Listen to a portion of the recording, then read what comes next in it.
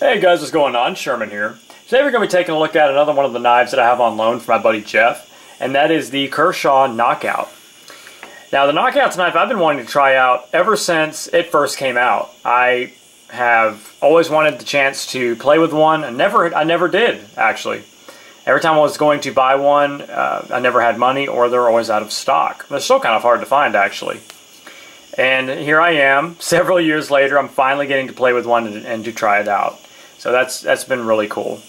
So yeah, I wanted to give you guys my impressions on this knife, just give my opinions, and to talk about it a little bit. So the model number on this one is 1870OLBLK. That stands for olive and black, as you can tell by the olive drab, or OD, green aluminum scales. Nice anodizing on that. And the black DLC coated blade. Pretty sweet looking. It's very different. I have not seen this color combination from Kershaw before. And so it's pretty cool. It's different. I'd prefer, coyote brown, but like I said, it looks cool. It's different. I'm going to go ahead and give you guys the technical specs. The blade length on this is 3 1/4 inches. Very reasonable size for EDC. Overall length is 7.875 inches. So under 8 inches. You can see it's not a tiny knife, but it's also not a real big knife. It's a really good in-between size, in my opinion. Perfect for EDC. A really, really sweet EDC blade. And the blade steel on this is 14C28N, a steel that Kershaw has been using for many years now, and is just tried and true. Why change something that isn't broke? Why fix something that isn't broke, rather? Anyway, you can see there the model number, made in USA. This is a speed safe assisted knife. Not sure if you could take the torsion bar out and de-assist this knife. I did not see anything online about it, and I didn't try it. So if you guys have any information on that, I would love to hear from you if you have tried to de-assist it yourself, and if you have succeeded or if you failed. I was just curious. Now this was, I definitely don't think this was the first knife, but it could have been. I could be wrong. But this was the first knife that I ever saw that had a sub frame lock, as you guys can see here on the back. Now Kershaw, I think they've done it with another knife, and of course Microtech's been doing it. They may have even started it. I'm not 100% sure. This is just the first knife I ever saw the sub frame lock on, which is a really, really cool idea. Really allows you to get some cool looking knives. Let me give you guys a close-up look on that anodized finish. Really nice anodizing. It has kind of a powdery texture to it, like a lot of these anodized scales have. Almost like a Microtech Ultratech, but not as chalky. Some really cool milling in there. Here's your frame screws, stop pin. The back side is just smooth. 4-way positionable pocket clip. So you can carry this knife tip up, tip down, left and right hand. So that is perfect. It does have a back spacer. I think it's just Zytel. It looks and feels like Zytel. Full back spacer. I prefer pillars or standoffs, but that's just me. You have the cryo clip on there. I would prefer to see like a Skyline clip like they put on the launch. I prefer this clip. But, this will definitely do. It's really, really thin, so I find it to be a little harder to extract out of the pocket because there's a lot of pressure in that one small area. So the surface pressure is not distributed out further like it is on a clip, say like this. But it's not a big deal. It's just a minor complaint of mine, or a minor little pet peeve, I guess. But super thin. Just flat, and it doesn't have any kind of contours to it. Of course, the edges are, rounded and smooth. No chamfering, necessarily. They're just rounded. See those beveled edges. Flipper, of course, and you can also use the thumb studs. Dual thumb studs. I wish they had done those in black as well, just to match the rest of the black hardware. The pocket clip and the subframe look really cool. They are kind of Parkerized. They almost look like a dark wash that Kershaw does. But it's a nice worn look. I like it. Anyway, it is extremely easy to deploy the blade. Very nice flipper design, very simple flipper design, which makes it nice. But just flies out of there. Really good flipper. I know it's a speed safe knife, but you know, even some assisted knives just don't seem to deploy right. But this one rockets out of there. It doesn't have any jimping on top, which is really surprising for a knife of this category, which I put in the category of EDC. But so there's your profile. Super ergonomic, is extremely comfortable. You have that finger choil and then the spot for the rest of your fingers. You have this kind of swoop right there in the spine of the handle towards the spine of the blade. You can kind of rest your thumb there. Would have been, like I said, it would have been nice to have some jimping there, but it's no big deal.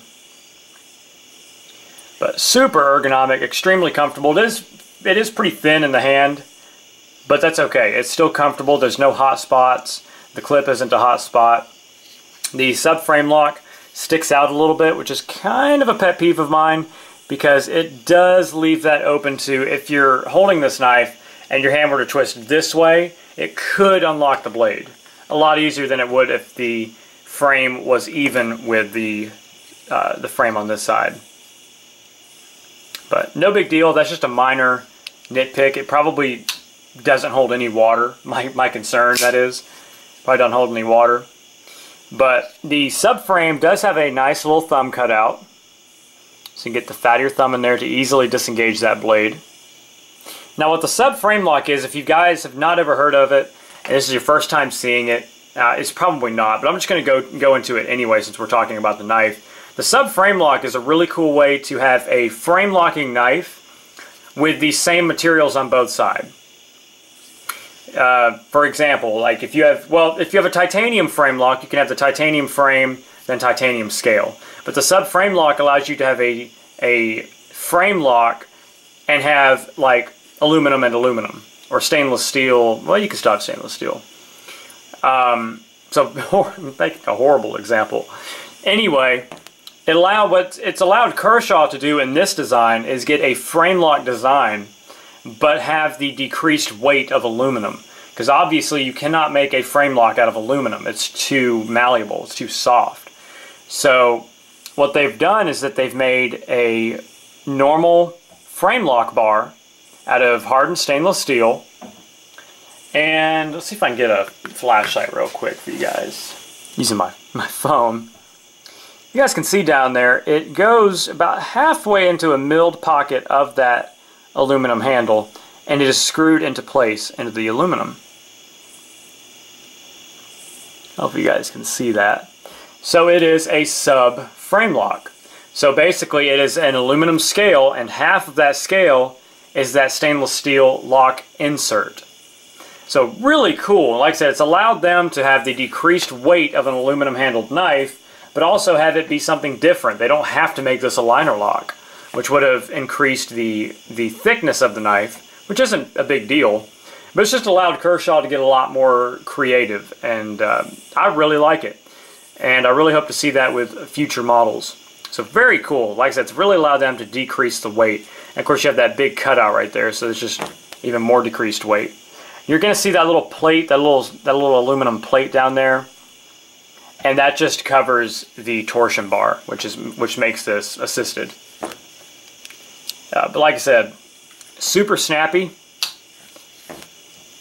very, very easy flipper. That finger terminates into a nice finger guard. And you can use the thumb studs, like I said. They're ambidextrous. This really is a true ambi-compatible knife, which is nice. Because sometimes the lefties are left out, no pun intended. Also, one more thing about the handle I forgot to mention earlier, but you can see it. It does have a lanyard hole, but you're not really going to get any kind of paracord in there. You're really only going to be able to get some really, really thin line. I forgot, like a bank line or something like that, or like, what's it called, 220 cord or 250 cord, something like that, the really, really thin paracord. You're not going to get 550 through there, gutted or non-gutted. Not easily. Anyway, you might be able to get gutted through there if you really, really finagle it. But they made that way too small for somebody who actually wants to use a lanyard. Alright, I'm going to give you guys a close-up. I've just realized I have not shown a close-up of the blade yet. Shame on me. But I love that diamond-like carbon finish, which is what DLC stands for. But supposedly, DLC, what they call this DLC, isn't true diamond-like carbon. Apparently true DLC is much more expensive, but it's just kind of a generic term used. I don't know, I saw that in a Jim Skelton video, so he seems to know what he's talking about. But beautiful, beautiful blade shape. You have the swedge up top, which is going to decrease the weight and is going to give you, in this instance, not a stronger tip. It doesn't have tip reinforcement, but that's still going to be a strong tip. Super thin behind the cutting edge, flat ground. There's no hollow grind in that. Just a great, great slicer. And this came razor sharp right out of the box. Could shave with it. I tried. So, and succeeded. So razor sharp out of the box. I mean, that's just needless to say. Kershaw, I mean, can I get a close-up on that edge? Roll that beautiful edge footage. Look at that. Super even. I've always been impressed with Kershaw's edges. So super sharp right out of the box. Like I said, I love that blade shape. That blade shape is just so gorgeous to me. And it's really the perfect blade shape, in my opinion, for everyday carry. You got a lot of belly, a good tip, and it's just, I don't know, I just love this shape. It is such an attractive blade shape to me. And I think the Diskin also has the pretty much exact same blade shape as this. So I may have to try to look into that one as well. Yeah, awesome, awesome knife. Feels good in reverse grip. Excellent EDC blade. I couldn't recommend this enough. It is super lightweight. It is super thin. Extremely capable and pretty inexpensive depending on the model you get. They make them now. They do make some models that have the coyote brown handle scales, but they just have the stone-washed blade. They may make one with the black blade, I'm not sure. But they're in LMAX steel, which I would prefer over the 14Z28, but that's just me.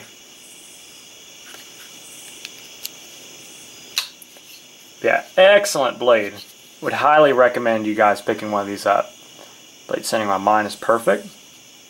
Yeah, if you are interested in this knife, definitely contact my buddy Jeff. I'll put his contact information down below, along with a list of all the brands that he can get a hold of. If you guys are looking into any knife in particular, just email him and ask him, and he will give you guys a great price on it, and especially this knife.